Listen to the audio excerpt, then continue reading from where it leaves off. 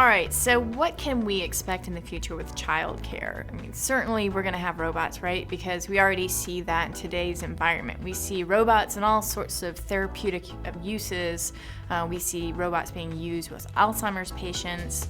In fact, there's a cute little robot that looks like a seal named Pero that really works well with these patients, and they really respond to them.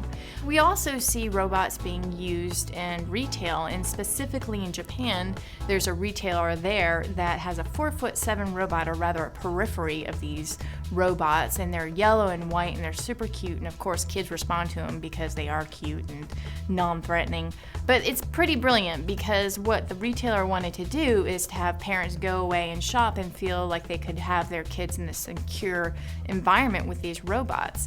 And the robots themselves have a camera in the eye that can snap pictures of the kids playing, which is great, right? And another camera in the other eye that actually beams advertisements at the children while they're playing. So in this instance, we can really see how this technology is just going to find itself in markets, pretty soon. Is it 10 years? Is it 50 years? Is it 5 years? We don't know. But it does bring up some questions, like how are they going to connect with our children, and how are our children going to respond to robots?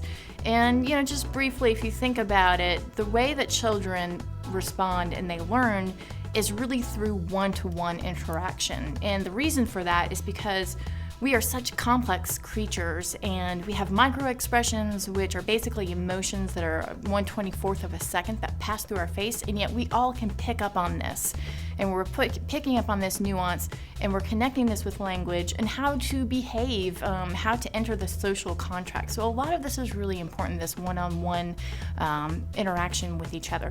So what about robots? How do they play into this? Well, there's something called the uncanny valley. And the uncanny valley is basically this idea that when you're creating a robot and you're creating it in a human form, the human part of us will look at this and say, yeah, it's not quite right. It's sort of dead-eyed. It's repulsing me because there's something in my brain that says it looks like a human and yet it's not. And this is just sort of a hardwired instinctual thing that you might perceive something as being dead and sort of walking away from it. So you'll see in robotics today examples of that. You'll see something that looks not quite like it's kind of a human, but it sort of is.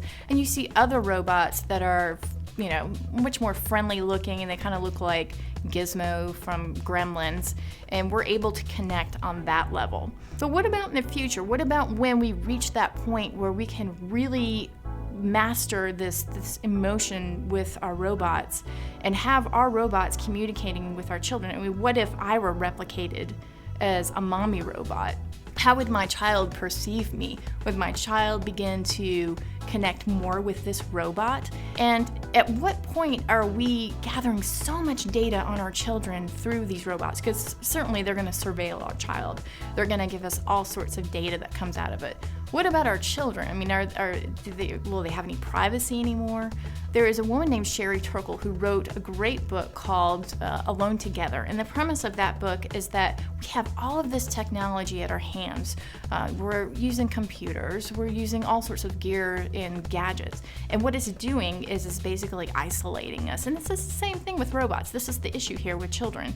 If children are primarily around robots and learning from robots, are they going to be socialized in a way that really works in our human community-based society?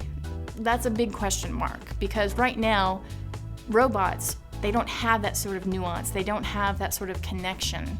But the other question is, what happens when you as a parent cede control to a robot, right? Are you saying to this robot, okay, because you can make these decisions, I will allow you to make these decisions, and you will certainly just be a sort of surrogate parent for me. In fact, you could create a replica of me, let's say in the future, that looks, sounds almost exactly like me, convincingly so to a child.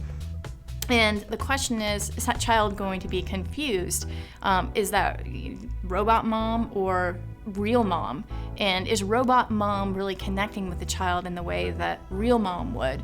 And is robot mom making all of the decisions for the child? Is robot mom perhaps even just locking down the house when the teenager tries to get out. So, these are all sorts of considerations that we need to make when we're talking about what childcare is, what child development is, what education is, and our children and our relationship to technology. After all, technology is moving at breakneck speeds, and we haven't quite caught up with it in terms of how we want it to play out in our lives, and the future is just around the corner.